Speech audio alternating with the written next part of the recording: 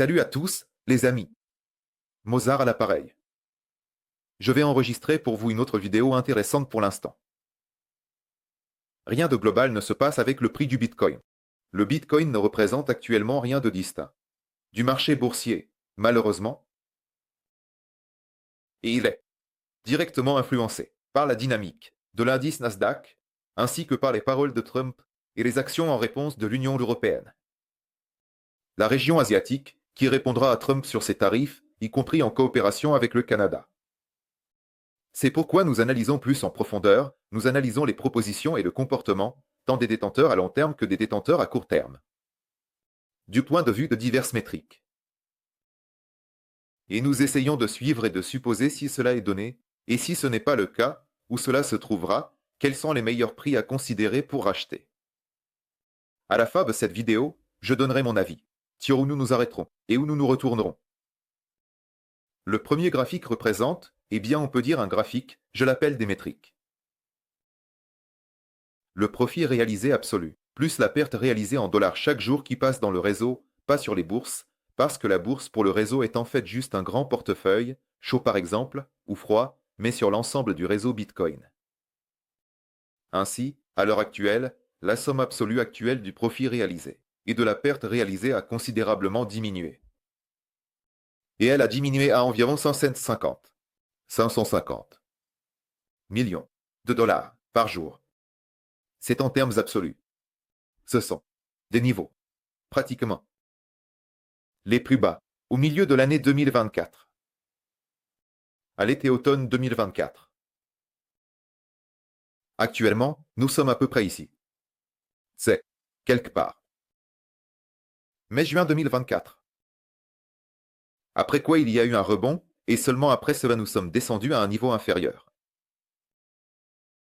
Pour l'instant, il n'y a pas eu de rebond significatif, et nous négocions dans cette zone. Suivant. C'est, en principe, déjà un niveau assez bas. C'est-à-dire que selon cette métrique montre que le marché est en dépression. Très peu de transactions ont lieu. Actuellement, la liquidité se resserre et un tel resserrement ne peut pas durer longtemps. Bien que, si nous regardons les niveaux actuels, cela semble ne pas durer très longtemps. Nous avons encore un peu de marge de temps.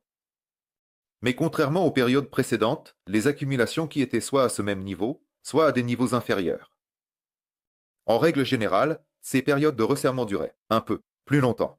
Avec des rebonds, bien sûr. Avec des rebonds. Pour l'instant, il n'y en a pas eu. Mais elles duraient plus longtemps que la période actuelle. Actuellement, c'est la plus courte. Il y a encore du temps en réserve ici. Suivant. Une autre métrique intéressante qui montre l'afflux ou le reflux actuel du capital total. Mais pas du point de vue de l'achat-vente de Bitcoin, d'Ether ou de l'émission de stablecoin. Mais du point de vue de la position nette. Concernant les profits et les pertes. C'est-à-dire que nous prenons ici le profit réalisé des détenteurs à long terme et nous en soustrayons la perte réalisée des détenteurs à court terme. C'est-à-dire que si nous soustrayons la perte du profit et que nous avons toujours une dynamique positive, cela signifie qu'il y a un afflux de capital sur le marché. Si nous obtenons un chiffre négatif, comme ce fut le cas, par exemple, le 13 mars, cela signifie que le marché commence à se contracter et que l'argent commence à quitter le marché sur les marchés haussiers. Réduction. Même le jour momentané du 23 est un événement extrêmement rare qui, en règle générale, détermine soit la fin d'une correction, soit le début de la formation de cette fin. La même chose s'est produite en été.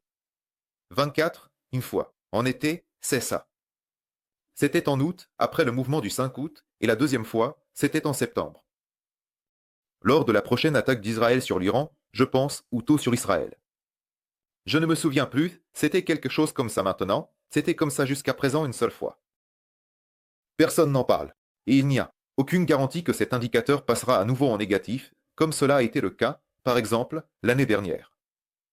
Mais c'est possible, et il faut en tenir compte, surtout si nous prenons en considération le temps dont nous disposons.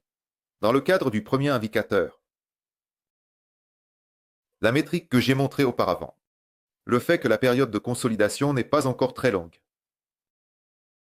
Mais sur les marchés haussiers, la réduction nette est un événement rare. Nous l'avons vu, pour la première fois depuis la victoire de Trump.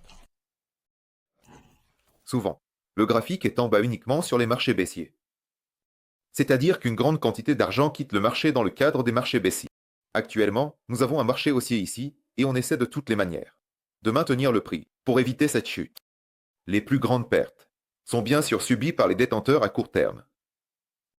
Je rappelle pour ceux qui ne sont pas encore au courant que, selon les métriques de la blockchain, les détenteurs à court terme sont ceux qui gardent leur Bitcoin dans leur portefeuille. Pas plus de 155 jours. C'est-à-dire que c'est la limite de séparation. Après ce nombre de jours, la probabilité de vente rapide de Bitcoin chute pratiquement à zéro jusqu'à 155 jours. La probabilité de sa vente est élevée. C'est pourquoi cette limite a été adoptée pour séparer les détenteurs à court terme des détenteurs à long terme. Donc, si nous regardons le volume total de Bitcoin qui sont actuellement en perte, c'est-à-dire, même par exemple, si le Bitcoin a été acheté à 85, maintenant le prix est de 84, il est quand même considéré comme en perte. Même si c'est seulement 2000 $. Actuellement, ce chiffre est de 3 millions 2 cents à 3 millions. 300 000 bitcoins fluctuent environ dans cette fourchette, parfois descendant à 2 700 000 lors de petits rebonds. Si nous regardons l'histoire, en termes quantitatifs, ce sont les valeurs maximales, les plus élevées. Depuis 2018, c'était seulement ici, juste ici, quand nous avons commencé à descendre. Après que la bourse CME a introduit le trading des futurs. C'est seulement à ce moment-là que nous avons commencé à descendre. Avant cela, une telle quantité importante de pertes précisément dans. En chiffres absolus pour les pièces de Bitcoin, cela ne s'est jamais produit. De grosses pertes. En vérité, pour les détenteurs à court terme, la situation actuelle est très, très mauvaise. Peu enviable. Mais, encore une fois, je le répète, ici, la métrique montre seulement une analyse quantitative. Pas qualitatif, mais quantitatif. Même si nous avons acheté du Bitcoin et que nous ne sommes en perte que de 1%, dans cette métrique, nous serons également enregistrés comme une pièce en perte. Bien que pour nous, par exemple, 1% en tant que détenteur à long terme, ce n'est rien du tout. Nous pouvons supporter une baisse de 50% si nous croyons en un avenir radieux. Des crypto-monnaies, disons, dans 10 ans. C'est pourquoi cette métrique ne montre qu'un seul côté de la médaille. Si l'on regarde de l'autre côté de la médaille, prendre une approche, non pas quantitative, mais qualitative, et prendre le pourcentage, c'est-à-dire le rapport relatif des pièces déficitaires par rapport au volume total des offres des détenteurs à court terme, y superposer 2. Sigma, une avec un plus, en rouge au-dessus, c'est-à-dire un écart type. Le second, celui-ci en violet, enfin, disons violet. En dessous, moins un écart type. Nous allons maintenant voir que, dans cet état, les détenteurs à court terme étaient en perte. Eh bien, pas souvent, bien sûr, mais beaucoup plus souvent que selon la première métrique. Et à mon avis, c'est une méthode d'analyse plus correcte. Parce que, eh bien, ce n'est pas si important combien de pièces sont actuellement en perte, simplement, si, oui, dans le cycle précédent les détenteurs à court terme ont acheté 3 millions de bitcoins, alors dans celui-ci ils en ont acheté 4 millions. Eh bien sûr, le nombre sera plus grand en chiffres absolus, donc il est plus correct de considérer les pertes relatives et en pertes relatives. Oui, nous avons dépassé le premier écart type. Cela est toujours considéré sans conteste. Ce sont tout de même des pertes très importantes, ce sont des événements assez rares sur les marchés ordinaires. Mais, selon cette métrique, cela s'est déjà produit, cela a été observé. Cela s'est produit 2 fois, en été, et 1 fois, en automne. 24. Cela s'est également produit, je crois, oui, c'était en août. 23. Une période de pertes similaires était également présente. De plus, la durée de cette période de perte commence à se rapprocher d'août 2023, mais n'a pas encore atteint la stagnation de 2024. Et sur les marchés baissiers, comme en 2022 à 2021, c'est l'étape principale. Pour les marchés, sur les marchés ordinaires, à l'inverse, l'étape principale est moins un sigma lorsque les détenteurs à court terme réalisent de bons profits, simplement parce que ce sont des marchés haussiers et des pertes aussi élevées sont atypiques pour eux. Donc, selon cette métrique, nous semblons encore être dans une mauvaise phase, mais nous maintenons encore cette limite du marché haussier. C'est important. Pour noter ensuite. Concernant. En général, si nous prenons toutes les pièces qui sont dépensées dans la journée avec un profit ou une perte, nous les divisons par celles que dépensent les détenteurs à long terme. Ils vendent probablement tout avec profit, c'est ce que dépensent les détenteurs à court terme. Maintenant, ils vendent probablement tout à perte. Nous verrons donc le tableau suivant maintenant. Voici les prix actuels. Pour toutes les pièces qui sont dépensées parmi elles.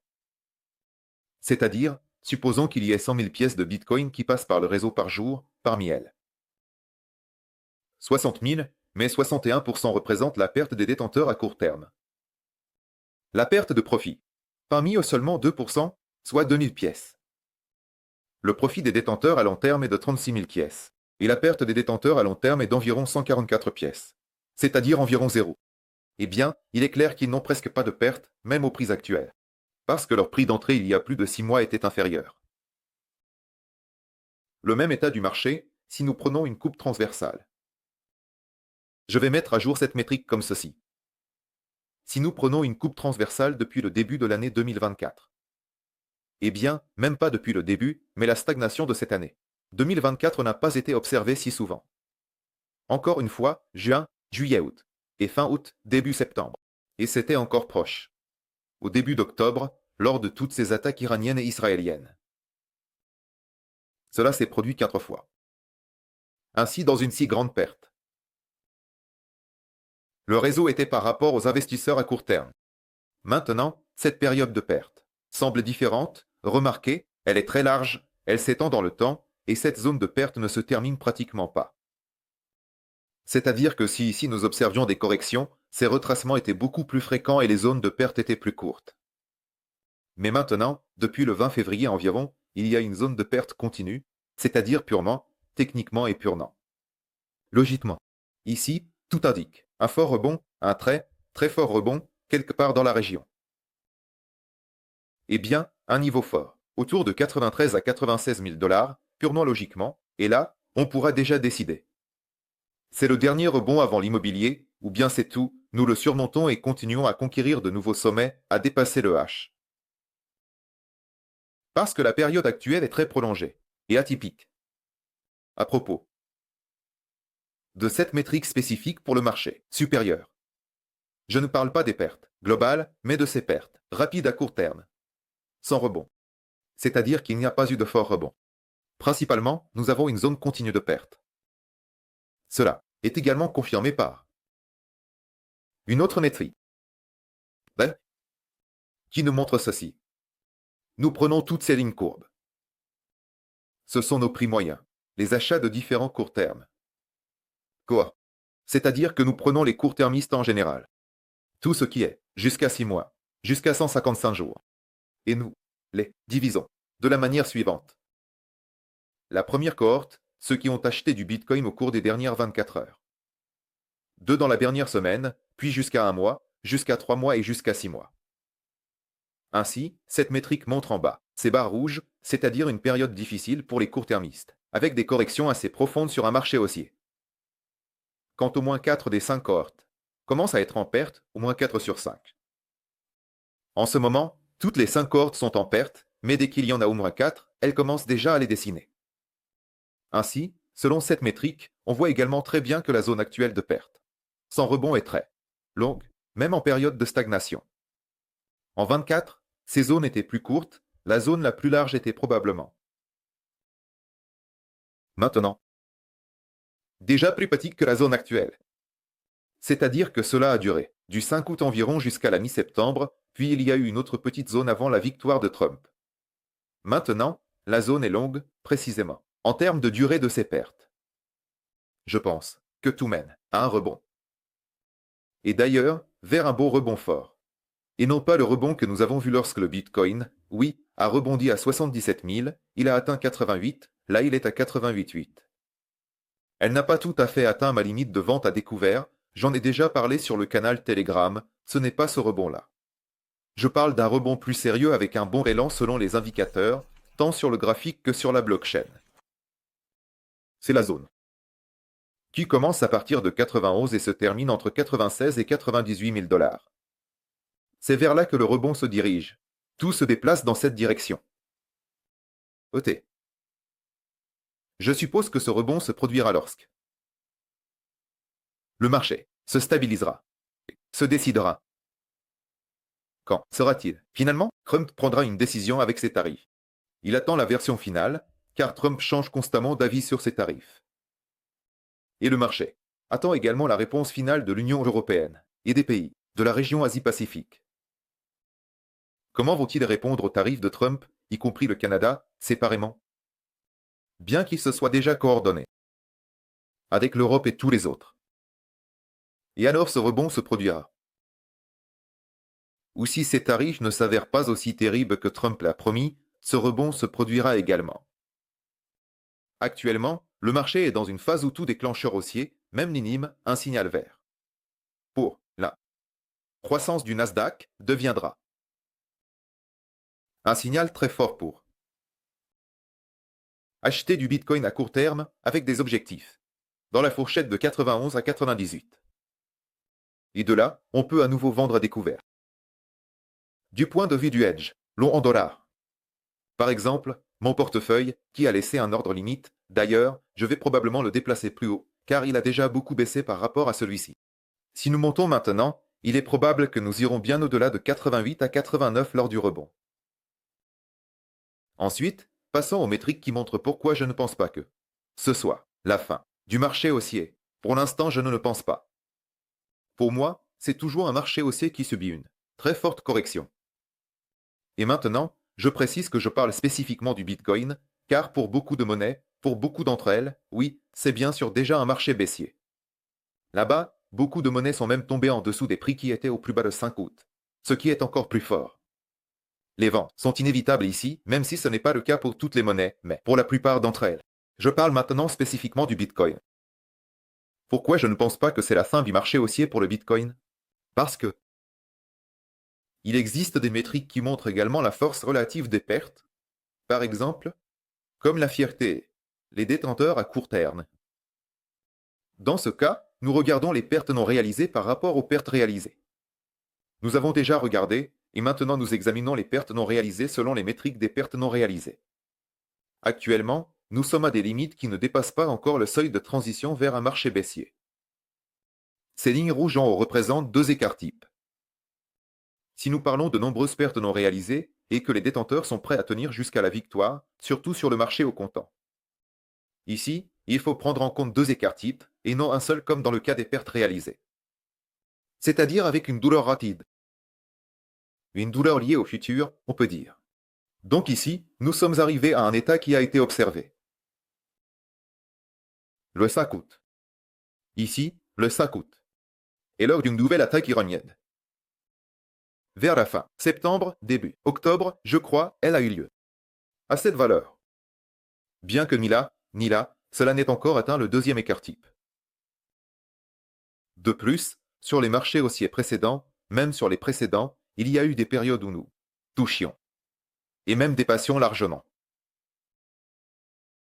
cette ligne. C'est-à-dire, par exemple, lors de l'interdiction chinoise.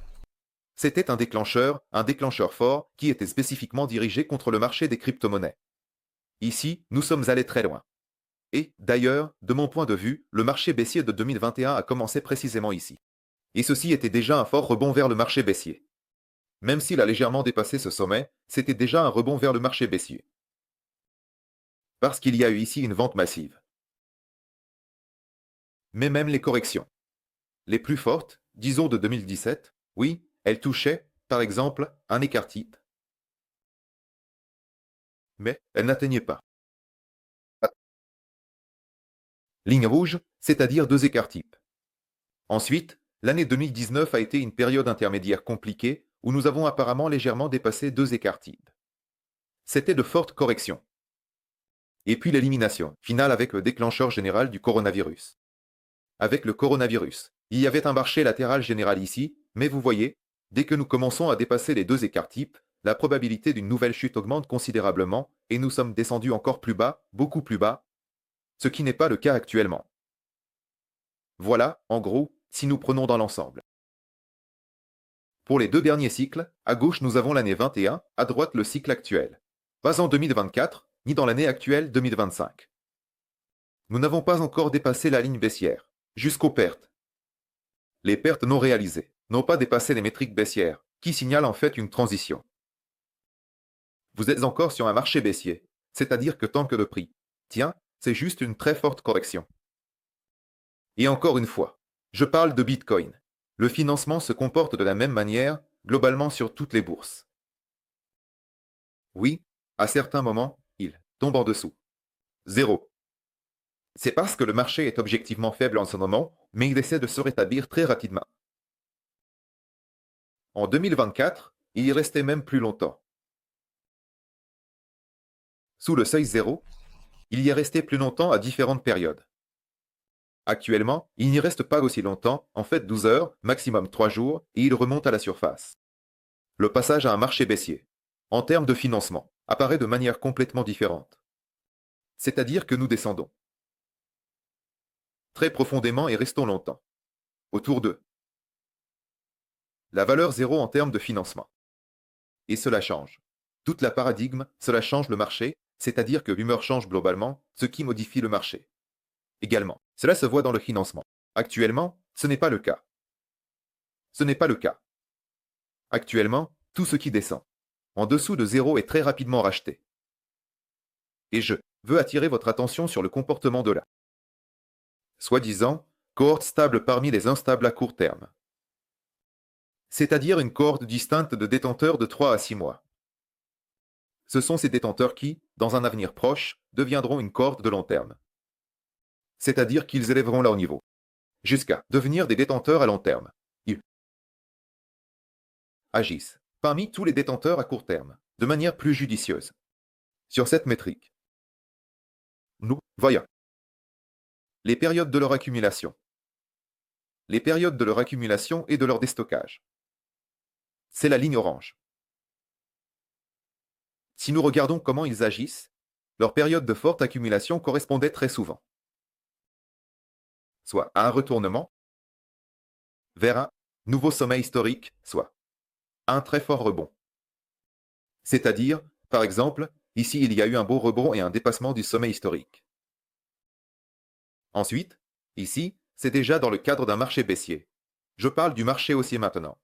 C'est-à-dire, ici lors de la vente de mai-juin en 2021.